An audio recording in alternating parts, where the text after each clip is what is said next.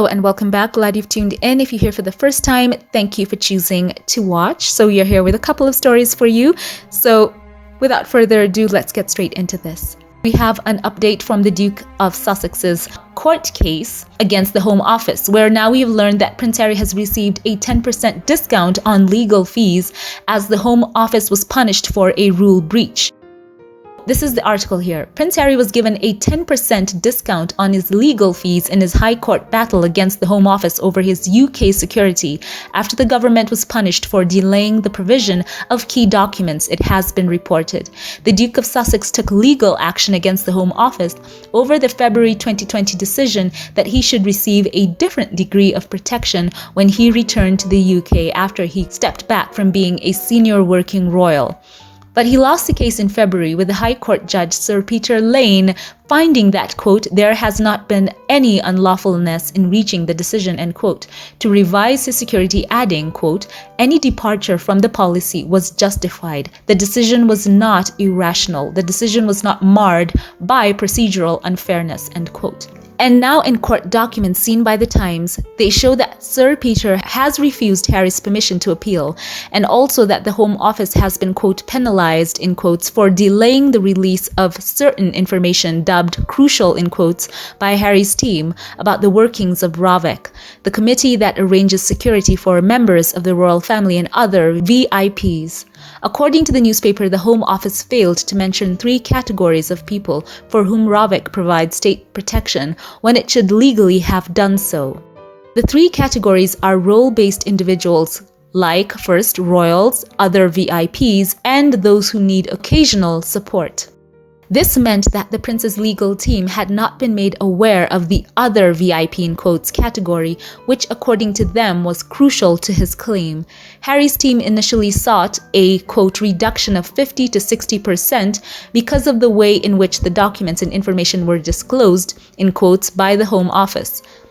But the judge said that while the Home Office had not acted in bad faith, the, quote, defendant's breaches are in all circumstances sanctionable, end quote. However, he refused Harry's permission to appeal, according to a document signed last week, which was also reportedly seen by the newspaper. A Home Office spokesperson told the Times, quote, while we are pleased with the decision of the court to refuse permission to appeal, it would be inappropriate to comment further on ongoing legal proceedings, end quote. So also they reached out to Prince Harry's representatives for comment. So there is that update on that. Share your thoughts in the comment section. It seems that there was some crucial information according to Prince Harry's team that had been held back from them as they were going through their legal process, and now he has received a 10% discount on his legal fees. And share your thoughts on what was reported to have been seen by this newspaper, that there was a document signed whereby the judge had refused Prince Harry permission to appeal. So, there we have it. If that is the case, we know Harry has just pulled out all the stops. He's tried his best to get his family the adequate protection that he requires, someone of his status and his family status who have been under threat from extremists and, just online hate, and who need that round-the-clock 24-hour protection, that high level of police protection while in the UK. And you know what? In the end of it all, I think that this does actually work out for Harry in the end. It does put him in such a sympathetic light for someone who has gone above and beyond to just try and secure that which is so basic for he and his family. And for those who claim that Meghan is the one who's tearing him away from his country, I mean, what does this show you? He's tried his best to get, the adequate protection for his family to be in the UK, and we see what he's had to come up against. So share thoughts on this in the comment section below. I would love to know your thoughts on this first story. And now on to the second story of the day. And in the second story of the day, we have some images here of a glamorous dinner where the Duchess of Sussex wowed in a stunning backless gown at the panel discussion and seated dinner hosted by her husband, the Duke of Sussex. And this was for the charitable organization Cinta Ballet, and the event was in Miami over the weekend. So Meghan was dressed for this occasion wearing a asymmetric midi dress, which she accessorized with a pair of Dior earrings. And earlier, Prince Harry had joined the panel titled Potential is Waiting to discuss solutions across the capital spectrum to meet the next generation in Southern Africa. with possibility in action.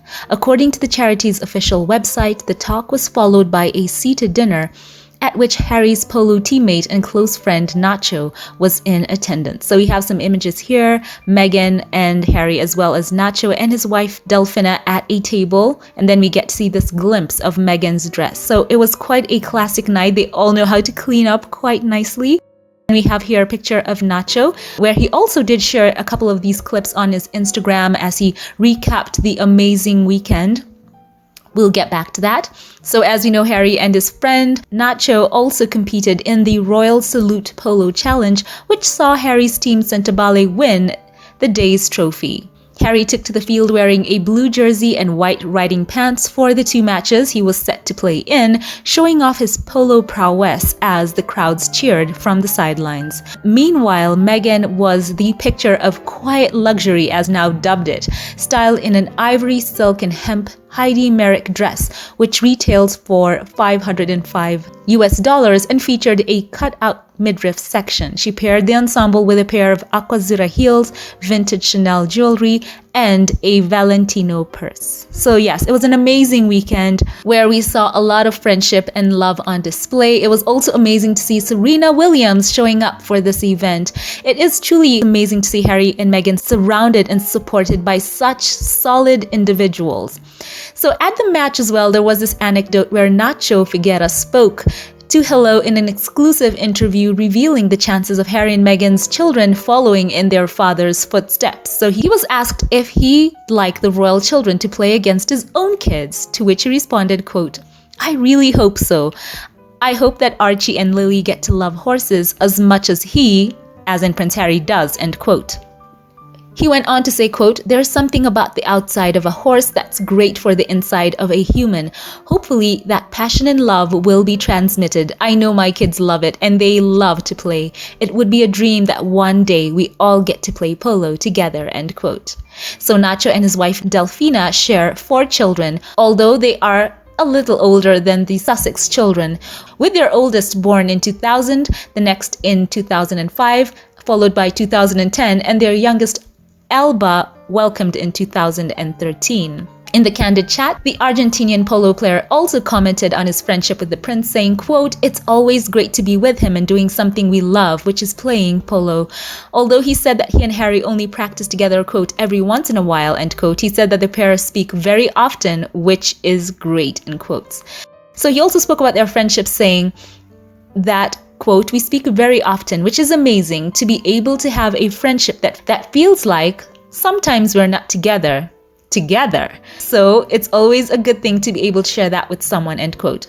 So when he was asked about who was the most competitive out of the two of them, Nacho said, quote, "I think it goes both ways.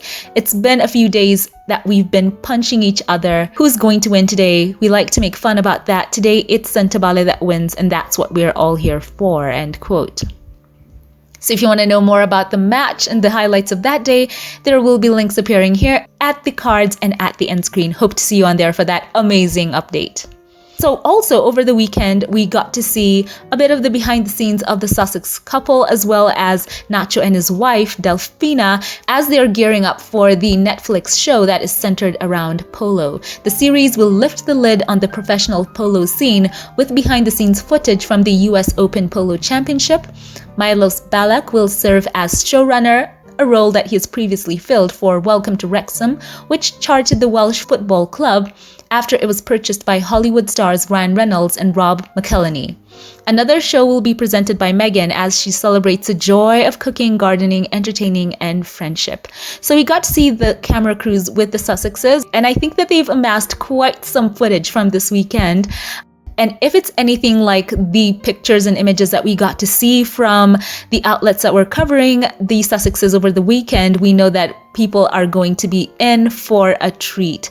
So, it's always good to see Harry and his friend Nacho, who are longtime friends with the organization Centabale, doing this good work, focusing their passion and their gifts and competitive spirit in playing polo, all for, as Nacho said, the good of Centabale, which was the overall winner of the day. So looking forward to seeing more from the Sussexes. Share thoughts on all this news in the comment section below. Before we log off here, allow me to thank those of you who support this channel financially and shout out a couple of you here by name. A very special thank you to you. Dina Cardoso, allow me to say that you are so appreciated here on this channel. Thank you for your comments and every way you have engaged on this channel. You've been so generous. Thank you for your love and the tremendous support that you've shown. May God bless you and yours. We love you.